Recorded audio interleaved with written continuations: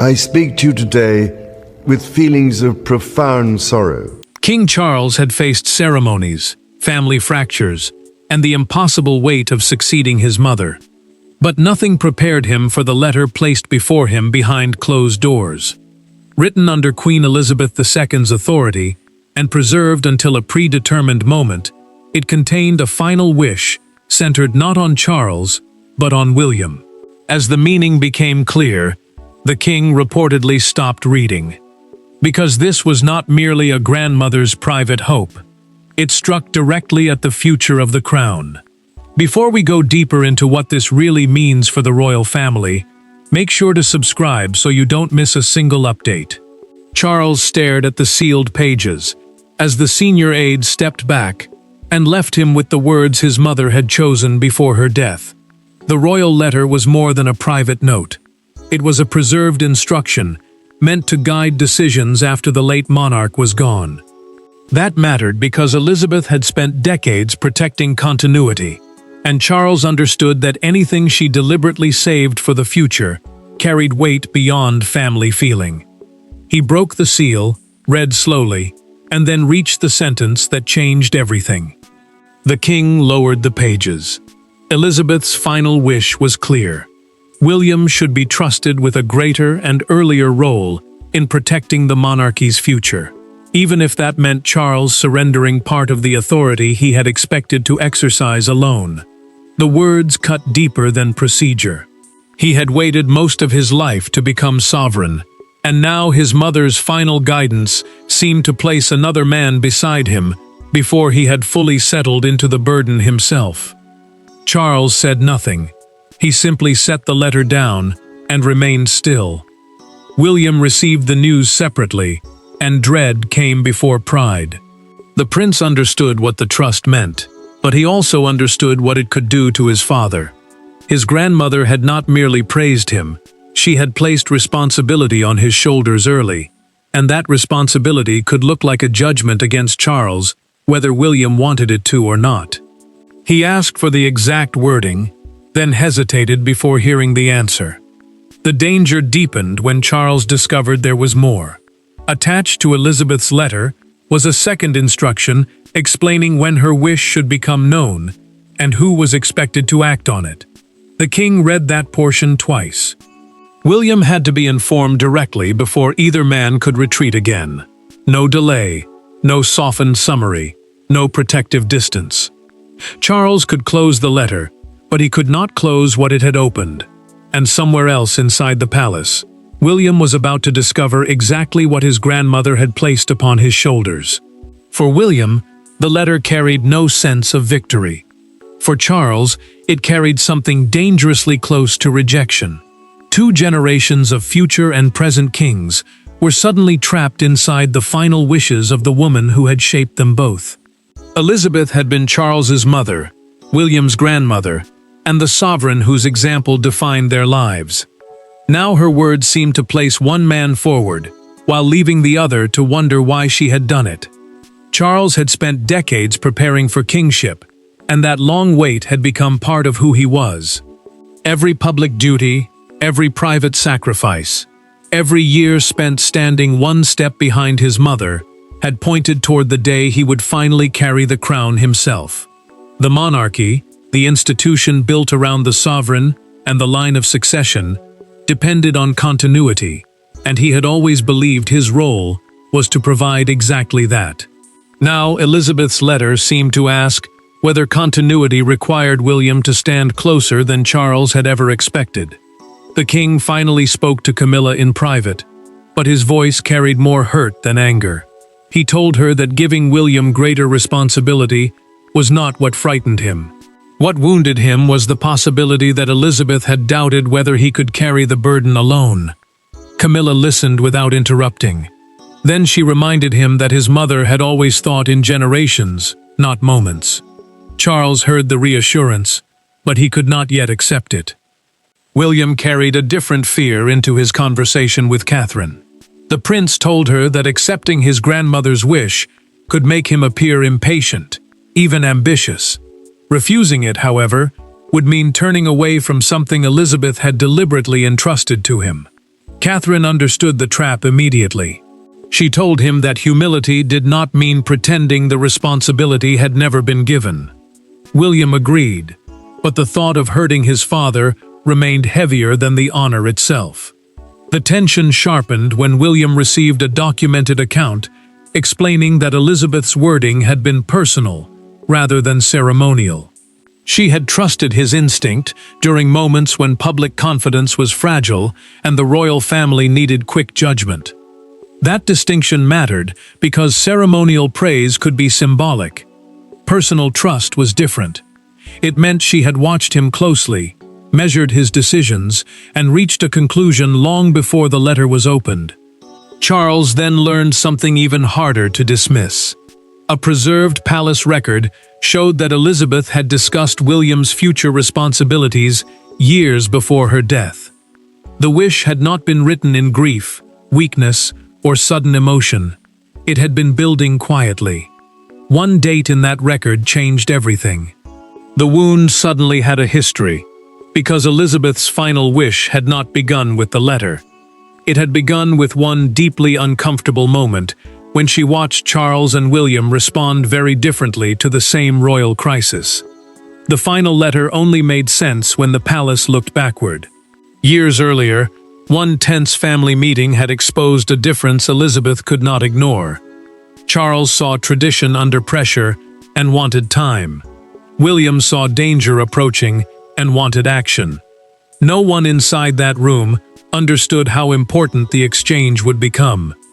But according to the narrative preserved around the Queen's later instructions, that was the moment she began asking a frightening question: who would protect the crown when hesitation became more dangerous than change? Elizabeth had spent her entire reign thinking about continuity, not favoritism. She wanted the monarchy to survive changing public expectations, family instability, and the kind of crisis that could destroy confidence in a single day.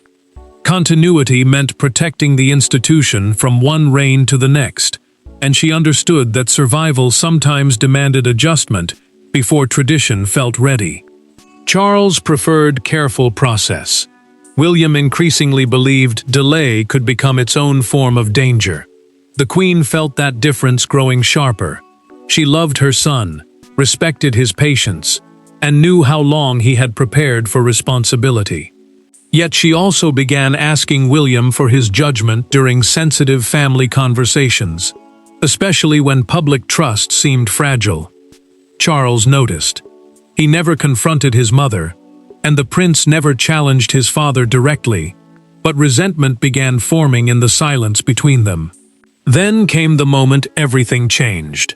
During a fictional private Windsor meeting after a damaging family controversy, Charles argued that any response should be delayed until every royal household agreed. He wanted caution, coordination, and no public statement that could create another problem. William objected. He warned that continued silence would make the monarchy appear frightened and disconnected. Elizabeth listened as the disagreement hardened, then dismissed the aides from the room. The Queen turned to both men and delivered the sentence that would stay buried for years. The crown cannot always wait for everyone to be comfortable. Charles went quiet. William did too. The remark was not a victory for either man.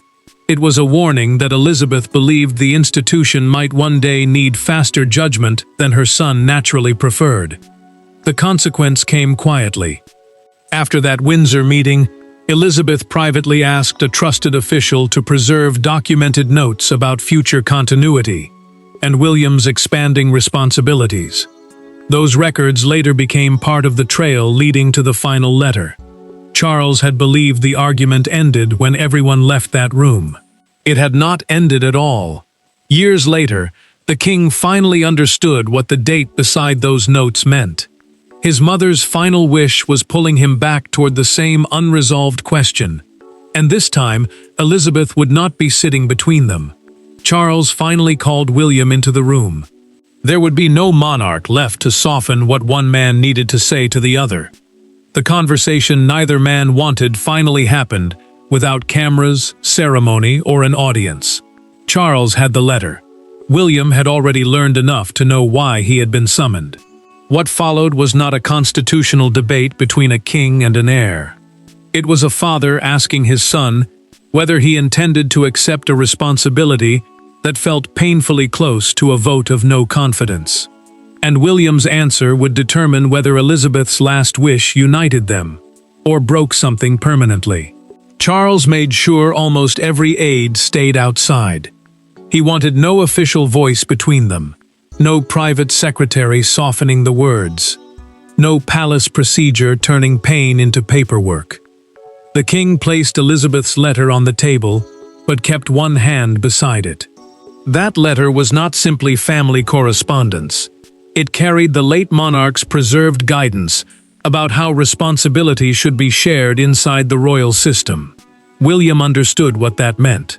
His father understood even more. The king looked directly at him. "Do you believe she was right?" William paused before answering. The prince knew one careless sentence could sound like ambition. He finally said that Elizabeth had feared the monarchy could become too slow to protect itself during moments of crisis.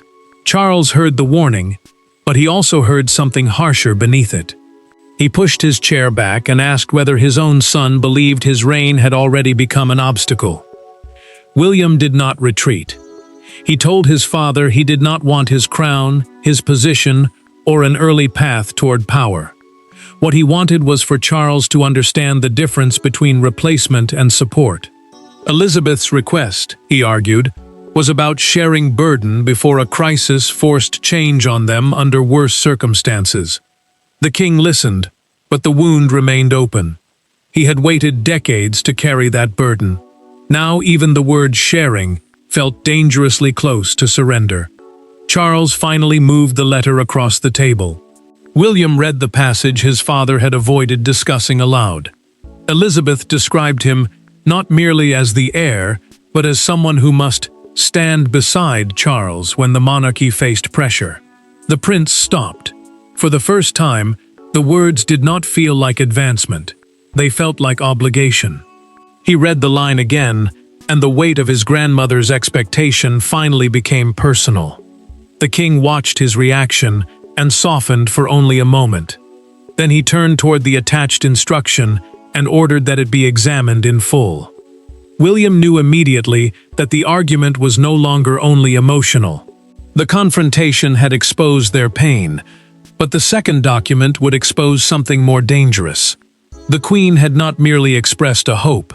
She had designed a path for that hope to become reality. Charles had hoped the letter might remain personal, a mother's final opinion, painful but optional. The attached instruction destroyed that comfort. Elizabeth had anticipated resistance. Her plan did not overthrow her son, nor could it simply rewrite the monarchy by private command. Instead, it created pressure, advice, timing, responsibilities, and a clear expectation that William should be brought closer to the center of decision-making. Suddenly, Charles was not deciding whether to remember his mother's wish. He was deciding whether to honor it. The king listened as senior palace advisors explained what the instruction actually allowed. Elizabeth's written wish could not transfer the crown or remove authority from a reigning monarch. It dealt instead with practical duties, family leadership, access to briefings, and the gradual sharing of responsibility before a crisis forced change. That distinction mattered because Charles still held final authority. Yet it also meant he could no longer dismiss the letter as emotion alone. Charles heard option after option. Advisors described which responsibilities could be shared without weakening his formal position, including wider access for William to long-term planning and sensitive internal discussions. The prince would not become a second sovereign, but he could be brought closer to decisions that shaped the monarchy's future. Charles removed his glasses, placed them down, and asked everyone to leave except one trusted courtier. The king finally admitted what the legal explanation could not soften. Implementing the plan felt as though Elizabeth were still correcting him from beyond the grave. He had spent a lifetime listening to her judgment, waiting for her approval, and preparing to inherit responsibility. Now, even after her death, her final instructions seemed to tell him that the burden should not rest entirely in his hands. The courtier did not challenge him. Charles needed no argument. He needed time to accept what the words meant. The instruction became harder to resist as he read further. Elizabeth had focused on family crisis, public trust, and long-term continuity, the exact areas where she believed William's influence should grow. One recommendation went even further. The prince would gain direct access to a category of private briefings he had previously learned about only through summaries, giving him earlier knowledge of decisions that could shape the institution for years. Charles reached the final authorization and hesitated. Then he signed. The change looked small on paper, but it was not small inside the palace. Someone close to the king immediately understood that the balance had shifted. William would walk into rooms he had once waited outside. The decision was only a few signatures and spoken instructions on paper. Yet when the doors opened the next morning, everyone around Charles could feel that Elizabeth's final wish had begun moving through the palace. Nothing dramatic was announced from the balcony. No crown changed hands. Yet inside the palace, the difference was unmistakable. William entered a briefing he would once have waited to hear about later, and Charles was already seated at the table. That small change carried enormous emotional weight. The king had approved it himself, but approving Elizabeth's wish and watching it happen were two very different things, and Charles suddenly had to endure both. William took his place, knowing exactly what the morning represented. The expanded briefing was a private session, where senior officials discussed long-term royal strategy before major decisions reached the wider household. His presence mattered because it gave him earlier access to choices that could shape the monarchy years ahead. Charles remained the sovereign and final authority, but everyone in the room understood that the prince was no longer standing at the edge of the process. The king tried to keep his expression controlled. Then one advisor finished speaking and naturally turned toward William for his assessment. Charles said nothing, yet his hand tightened around the pen in front of him. The moment lasted only seconds, but the meaning was impossible to miss. His mother's final wish was no longer trapped inside a letter. It was sitting beside him, speaking inside a room that had once belonged entirely to his authority. William felt the shift immediately. The prince gave his view carefully, then redirected the final judgment back to his father. He made it clear that the decision belonged to Charles and refused to let anyone treat his presence as the beginning of a rival center of power. The king noticed the gesture. It eased the tension, but it did not erase it. Camilla confronted the deeper wound later in private. She asked Charles whether honoring Elizabeth's instructions was beginning to hurt him more than he admitted. The king finally confessed that the letter had made him question how his mother viewed the future during her final years. Camilla reminded him that preparing William did not automatically mean doubting him. Charles listened, but the question still followed him. Catherine gave William an equally difficult warning. She told him that loyalty could not become self-erasure. If Elizabeth had deliberately trusted him with responsibility, constantly stepping backward might betray that trust just as surely as ambition would. William understood. He could protect his father without pretending his grandmother had asked nothing of him. That realization forced a decision. The institutional changes could continue, but the personal wound underneath them could not. So William did something no advisor could recommend, and no palace process could control. He asked Charles to meet him alone, not as heir and sovereign, but simply as son and father. William could have allowed the machinery of monarchy to keep moving. Instead, he stopped it. Before another expanded briefing, another delegated duty, or another whispered comparison could deepen the wound, he asked for one private conversation with Charles. No private secretaries. No constitutional language. No defensive advisors. For the first time since Elizabeth's letter appeared, the two men were forced to separate the crown from the family. and admit that beneath every argument was a son still grieving his mother, and another son afraid of hurting his father. William arranged the meeting away from the wider advisory circle and made one condition clear: no new decisions would be discussed until they dealt with the emotional meaning of the letter. Charles arrived carrying a copy of Elizabeth's words. The prince asked him to set it aside. He did not want another debate shaped by written instructions, succession language, or palace procedure. He wanted to hear what his father actually felt. The king hesitated, then finally said what he had avoided admitting. The letter had shattered him because it revived an old fear.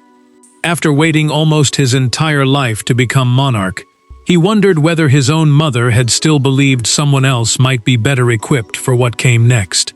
Charles had spent decades preparing for responsibility. To him, Elizabeth's final words had first sounded less like support for William and more like doubt about himself. William answered without defending his new role. He told his father that accepting Elizabeth's trust did not require rejecting Charles. The prince did not want to move ahead of him. He wanted to stand beside him. That difference mattered, because succession was not supposed to become a competition between generations. William knew his future would come one day. He did not need to steal the present to prepare for it. Charles then revealed the sentence he had been carrying alone. Elizabeth had written that William possessed an instinct the monarchy would need sooner than expected. The words had felt brutal. The king believed they implied that his own judgment might fail before anyone was ready to admit it. William saw another meaning.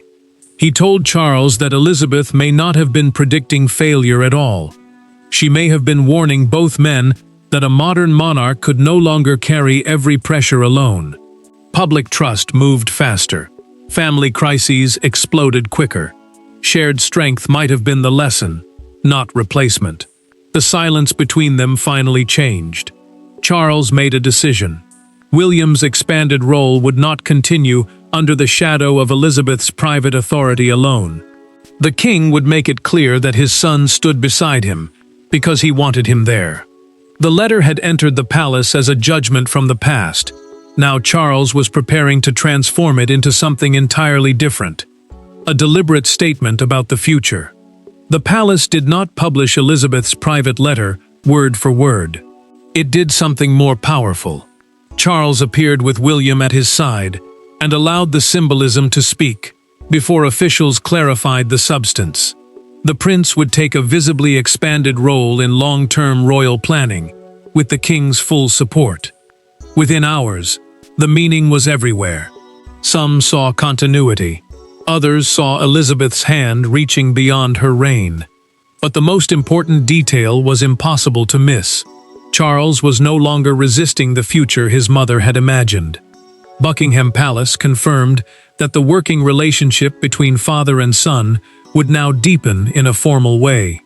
The announcement stressed that Charles remained fully sovereign, meaning he still held the final constitutional authority of the crown, while William would take a broader role in long-term planning and sensitive discussions. That distinction mattered because it silenced any suggestion of replacement. The prince was being brought closer, not pushed ahead. Charles knew the public would compare them anyway. Every headline about William's expanding role risked reopening the wound left by Elizabeth's words. Yet the king refused to retreat. He stood beside his son because hiding him would have made the change look forced. William understood the danger as well. The future king kept his manner restrained, signaling that the moment belonged to responsibility and trust, not personal triumph. Then the story exploded beyond palace walls. A major London newspaper carried an imagined front page dominated by photographs of Elizabeth, Charles, and William beneath the words, "Her final wish, together for the crown." Copies appeared outside the gates of Buckingham Palace as a small crowd gathered and argued over what the message meant. Some believed Elizabeth had seen instability coming. Others believed Charles had shown strength by embracing the plan instead of fighting it.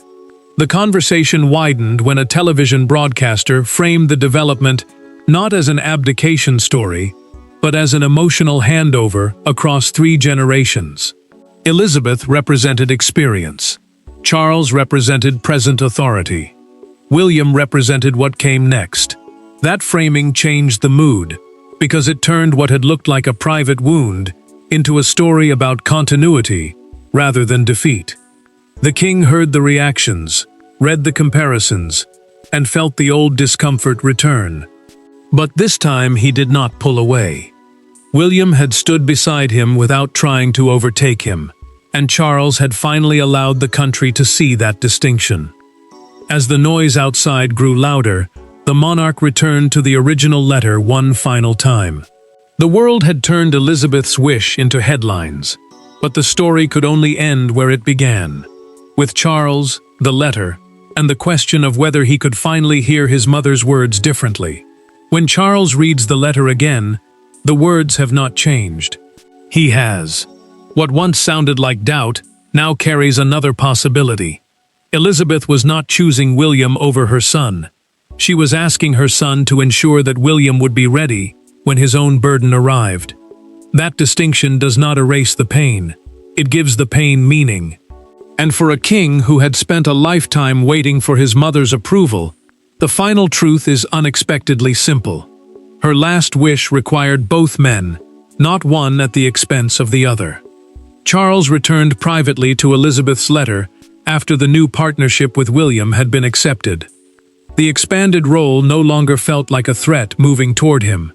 It felt like a continuity plan, stretching across 3 reigns: Elizabeth's experience, his own authority, and William's eventual responsibility. Continuity meant making sure the monarchy could pass from one generation to the next, without losing stability. And for the first time, the king understood that his mother had been thinking far beyond any single reign. The king also allowed himself to admit something harder. His first reaction had been deeply personal.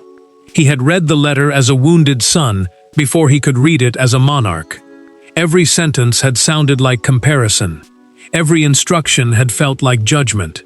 Charles could now see that grief had shaped the meaning before reason ever had a chance. William joined him later, and the conversation carried none of the anger that had defined their earlier confrontation. Charles told his son he would never pretend the letter had not hurt. But he also said he would not punish William simply because Elizabeth had trusted him. The prince listened carefully. He knew this was not surrender. It was acceptance. Charles then handed William the preserved copy. The gesture transformed the document completely. What had once stood between them as a symbol of rivalry now became a shared responsibility.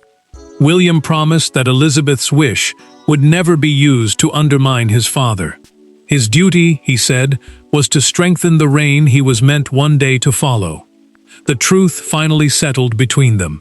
Elizabeth's final wish had not crowned William early, removed Charles, or chosen one generation over another. It had forced both men to confront the fear hidden beneath succession. Charles feared becoming unnecessary. William feared becoming a threat, simply by preparing for his future. By choosing cooperation, they turned that fear into continuity. The letter shattered Charles because he first believed it contained his mother's final doubt. It gave him peace because he finally understood that Elizabeth had left him something else entirely. One last responsibility to prepare the monarchy to survive beyond him. And with William beside him, rather than waiting behind him, Charles finally carried out Elizabeth's last wish, not by surrendering the crown, but by preparing it to survive him. Thanks for watching. Please don't forget to like and subscribe, and we will see you in next one.